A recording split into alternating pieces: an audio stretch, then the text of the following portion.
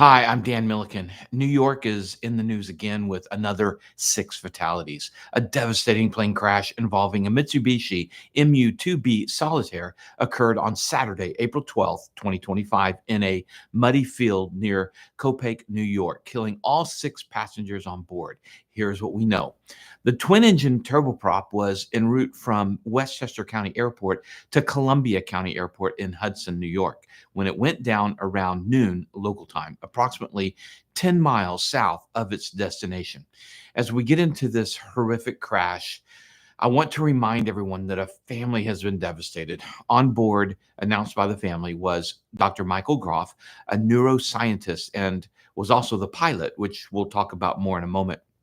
His wife, a respected urogynecologist, Dr. Joy Saini, Corinna Groff, their daughter, and a former MIT soccer star who had been named the 2022 NCAA Woman of the Year and was a medical student at NYU, her boyfriend, James Santoro. Jared Groff, their son, and his girlfriend, Alexia Duarte, who had just received entrance to the Harvard Law School. Those are the six. This is very sad to see another family devastated like this. According to CBS, they were on their way to celebrate Passover with the extended family. My deepest condolences to the grieving family. The NTSB has already done two press briefings on the crash, and I'm going to pull some info from them both. And here's Todd Engen, NTSB board member.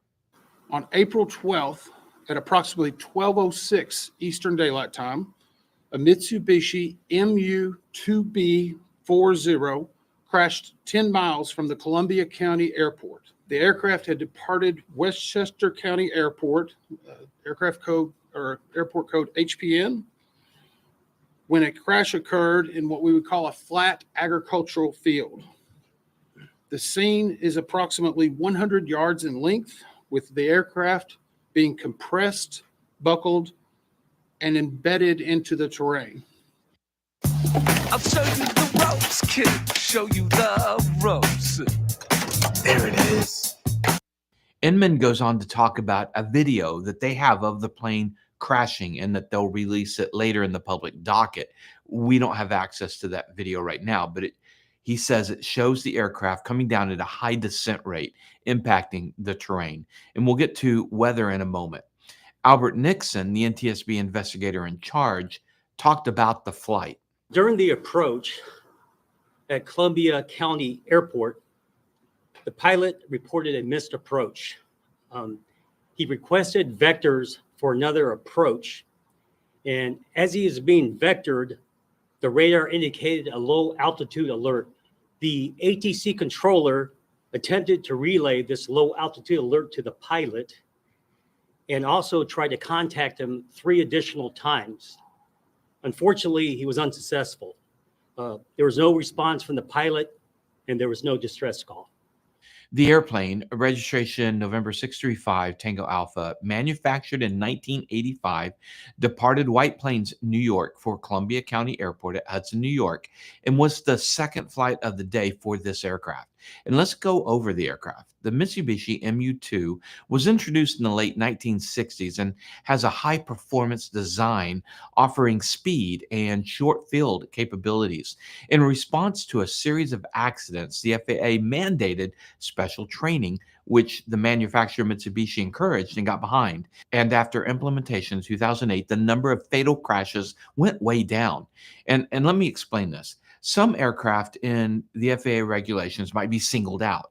As I recently went through my helicopter training, the Robinson R-22 and the R-44 each have a special regulation, or FAR, which is what the FAA calls them, that you had to have 10 hours of training with focus on 5 areas, including mast bumping and stuff like that. The Mitsubishi MU-2 had also been singled out in SFAR 108 with compliance by 2008. The SFAR for the MU-2 was created for standardizing the training and the checklist of the MU-2. And in 2016, on just a normal FAA private pilot's license, we're reviewing all details regarding that pilot technology. And there are certain items inside of the cockpit that have what we call volatile memory, which we have now secured and we will be using for lab testing and to provide further information regarding the crash. It has a lot of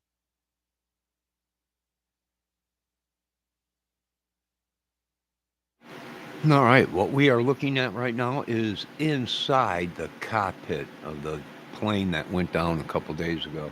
Now, everyone's like, oh my God, how come we didn't hear about it? Well, you don't always hear about things right away, right? Now, they have footage of this plane going down.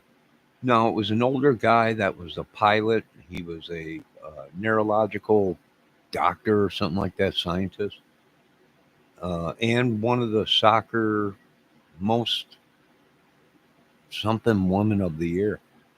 So this is inside that cockpit, right? Now this is a digital screen that you're seeing them black screens on there. So and this plane was from 1985, a very old plane. They are right at that time it was new.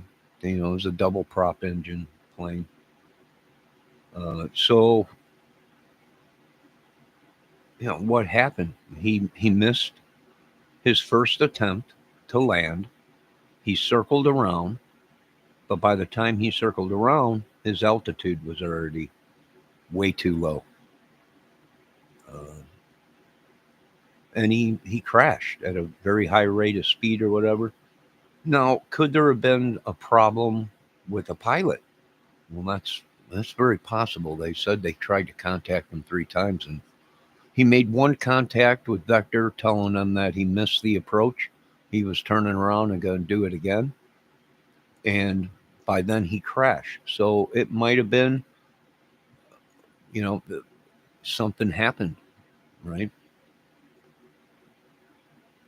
So what we have to find out on this plane, being that it was 1984 or 82 or whatever the plane was made, we have to see if there was a jack screw in it or if it was fly by wire or what, how it was going. We're seeing a lot of these jack screws breaking. And once that happens, you can't control the plane. So who knows, right? But we will be back with more of this once the footage comes on. Let me see if there's anything else good in this.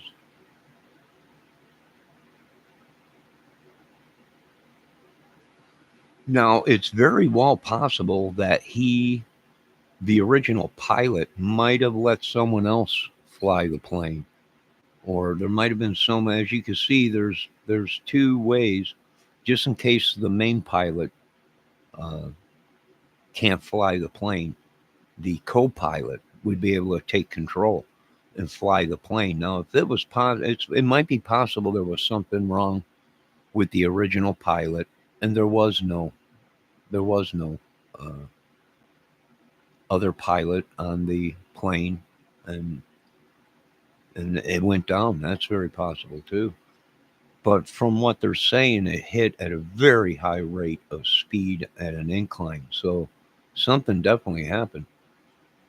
Hopefully, this footage comes out and we'll see what exactly happened. And if you don't have a co-pilot that can fly the plane, and you have a heart attack or you faint or whatever, uh, you can be in serious trouble, right? You ain't gonna be able, if you have no one else on the plane that can fly it, then and there's only one person on it that can fly it, and something happens to them, then yeah. Now, what are the other things? I don't know. We've been having a lot of volcanoes that could be clogging up the motor parts and the filters and stuff, thus for causing accidents. That's true. What else? Well, the atmosphere might be getting thin. And if you know anything about flying, when the air gets real thin, it's very hard to keep altitude. And it's the same thing with flying helicopters, right? Um, if the air is too thin, you cannot maintain altitude. There is no air; it's stagnant air. It's real thin. There ain't nothing there. It takes more power to keep the plane up or helicopter, and somehow you got to make your way out of that thin air, or you're not going to fly. You'll drop right out of the sky. So it could be numerous things, right? Even though that volcano didn't explode in America, it don't matter, right? When you got all this dust and stuff up in the atmosphere, very well possibly maybe clogging filters, uh, ventilation to the motor and everything, and all kinds of stuff. So numerous things can play a part, and then you have malfunction, right? Equipment malfunction or pilot error, and we might see that once this information comes out. So there you go, folks. We'll be back once we find out more about this. Have a great day. God bless.